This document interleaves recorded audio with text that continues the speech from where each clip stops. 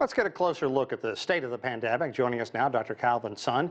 Dr. Sun is an attending physician and clinical assistant professor in emergency medicine in the New York City area. Dr. Sun, thank you very much for joining us. Good to be back.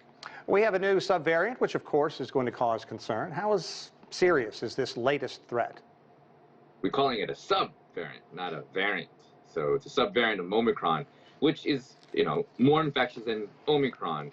And they called it a stealth variant just because it's just lights up differently on a PCR test than Omicron did. But essentially, it's very easy to detect now that Delta is out of the picture because that was confounding the results last winter.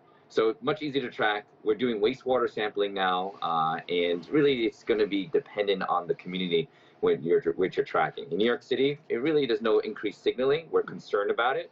In other countries, we're monitoring it. This is what our future is going to look like in every couple of weeks. Similar with how Europe has always been. It's always a few weeks ahead of us in terms of relative to New York City, or for infections and hospitalizations for COVID ever since the beginning. Well, now, a couple of words you got out there. More infectious than Omicron. Did I hear you correctly? Is that the case? Yeah, but it depends on who you're trying to infect. If you already had Omicron, which feels like everybody and their mother got Omicron in New York City or everywhere in the United States, you're not necessarily going to get it again unless you're immunocompromised or unvaccinated or someone that is prone to get infections more easily. But since everyone pretty much got Omicron, in my opinion, my experience, lived experience, especially if you're fully vaccinated and boosted, you're not going to get reinfected. But you might as well win the lottery. So if you get infected with the subvariant, you should buy a lottery ticket too. I'll take the lottery over this subvariant any day. Now, you mentioned UK. Hospitalizations are going on in the UK. Why now? Because of three factors. You get the new variant, subvariant, if you will, BA2. It's going to cause more infections because not everyone is vaccinated, not everyone is boosted, and some people got vaccinated at different times, so their antibody protection is waning. It's not like everyone got vaccinated exactly at the same time, so that's going to be a factor. Number two, subvariant itself, just a new thing, and number three is the easing of restrictions. Oh, sorry.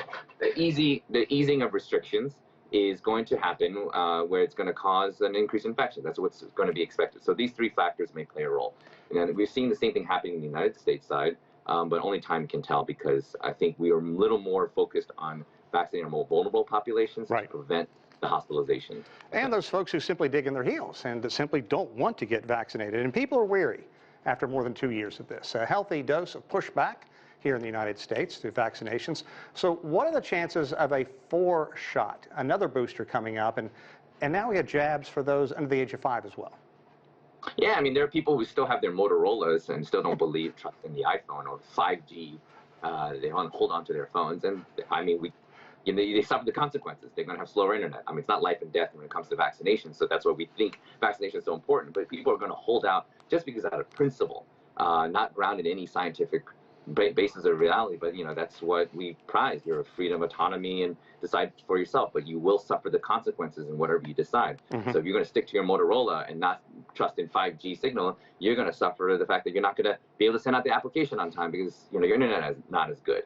So the same thing with vaccination. The 4th dose is going to be available, and we definitely want to prioritize for vulnerable populations that need it most, some immunocompromised people who are vulnerable. But, I think for myself as a healthcare worker, I'm going to get it. I'm not going to run to get it if it means my older colleagues should get it first. Gotcha. Now, China, it's also wrestling with an outbreak that has led to serious lockdowns. What about those lockdowns? Do you think it's working? And I know we had a leading medical entity last week, and I'm sorry, I can't think of which one, say the pandemic could be over by the end of this year, but we're still going to be dealing with these subvariants and other things for a while. Yeah, so the pandemic will be over, which means that it's not that COVID will be over. The status of COVID being a pandemic will probably downgrade it to an endemic. You're not going to get this zero COVID policy realistically. If you're going to get the zero COVID policy, you might as well try to get zero flu, zero HIV, zero anything. It's impossible in health and medicine. Nothing is 100% or 0%.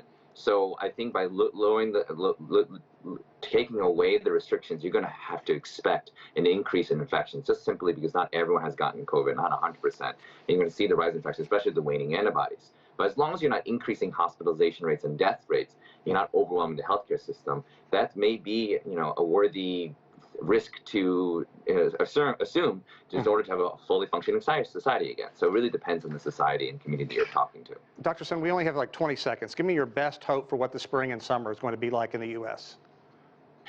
It's all relative. So Delta came in April. So my best hope is that we don't have a repeat of Delta in April, right? Because we had Omicron in the winter and we had Alpha in the winter.